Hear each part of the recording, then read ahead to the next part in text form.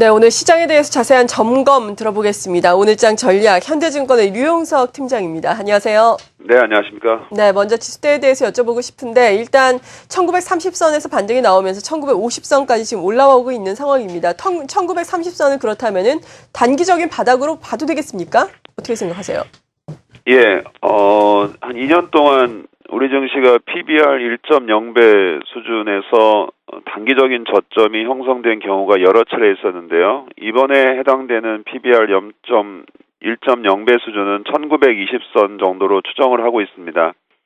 따라서 일단 경험적인 저점에서 반등이 나오고 있다고 봐야 될 것 같고요.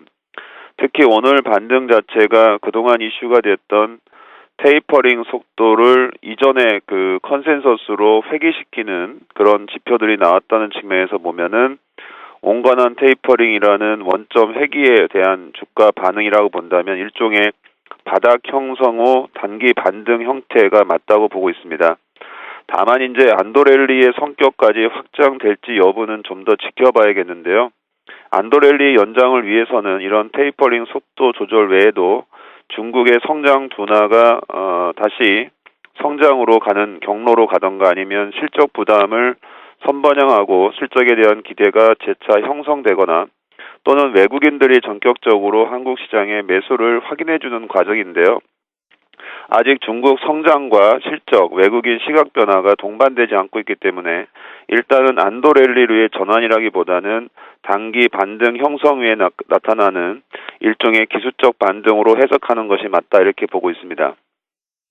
네, 여러 가지 요인들을 말씀을 해주셨는데 이러한 요인들이 아직까지는 확인이 되지 않고 있다라고 말씀해 주셨는데 그중에서 하나 상당히 중요한 것이 외국인의 시각 변화입니다. 그렇다면 온건한 테이퍼링이 확실시가 된다면은 이머징 시장의 전반적으로 대한 시각이 변화가 되면서 우리 시장에 대한 외국인들의 시각도 변화를 하게 될까요? 지금으로서는 어떻게 봐야 될까요? 예, 일단 이 부분이 조금 해석하기 나름일 수 있겠다고 보는데요. 일단 테이퍼링 속도가 컨센서스인 온건한 테이퍼링으로 전제되고 있다라고 보면은 한국 증시의 상대적인 매력이 재차 부각될 수 있다고 보고 있습니다. 즉 이머징 쪽에서의 자금 이탈이 조절되면서 일종의 완급 조절과 함께 상대적 개념에서의 한국 증시의 상대적 매력이 재차 부각되는 패턴에서 외국인 매수가 유입될 수 있다고 봐야 되는데요. 그렇지만 이제 이번 국면 같은 경우가 그 테이퍼링의 속도가 좀 원래대로에 복귀된 결정적인 계기 자체가 고용의 일시적인 부진에 연유하기 때문에요. 외국인들이 전면적으로 시각을 테이퍼링의 온건한 복귀로 보고 있지 않을 경우에는 외국인 매수가 제한되거나 중립일 가능성도 있다는 점은 참조의 사항이 될 것 같고요. 그 밖에도 다른 국면에서 외국인이 우리 쪽으로 순매수한 거와 좀 차별되는 이슈들이 한 서너 가지 있는데요. 하나는 일단 중국 성장 둔화가 영향을 주고 있는 국면이라는 측면을 감안해야 되고요.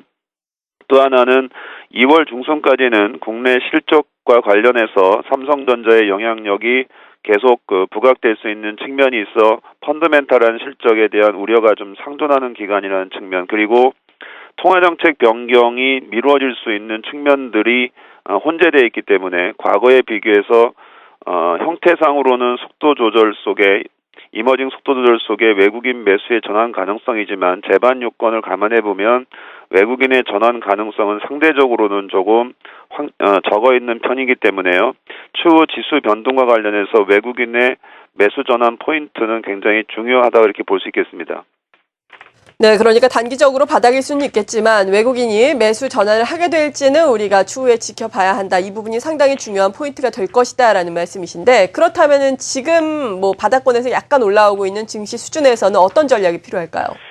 예, 시장에서 가장 중요하게 매매 포인트를 결정하는 것은 엔화의 변동 추이라고 볼 수 있겠고요. 이와 함께 원화 변동 추이도 굉장히 중요하다고 보는데 오늘 엔화 같은 경우 현재 0.84% 하락을 하고 있고요. 원화 같은 경우는 0.45%, 그래서 엔화에 대한 원화가 오히려 0.4% 반등하고 있기 때문에 일단 단기적으로는 자동차와 같은 수출 민감 업종에 대한 반등을 노리는 전략이 맞다고 보고 있습니다. 다만 이러한 추세가 지속되기에는 다소 한계가 있기 때문에요. 오히려 내수의 주도력을 감안해 봤을 때 그리고 중소형주의 추세성을 감안해 본다면 오히려 조정을 보이고 있는 내수 대표주나 코스닥의 가격 조정을 보이고 있는 실적 호전주 중심으로 매수 대응을 하는 것도 또 다른 전략이 아닌가 이렇게 보고 있습니다. 네, 현대증권의 류용석 팀장과 함께 시장 상황 점검을 하면서 투자 전략까지 세워봤습니다. 감사합니다. 네, 감사합니다.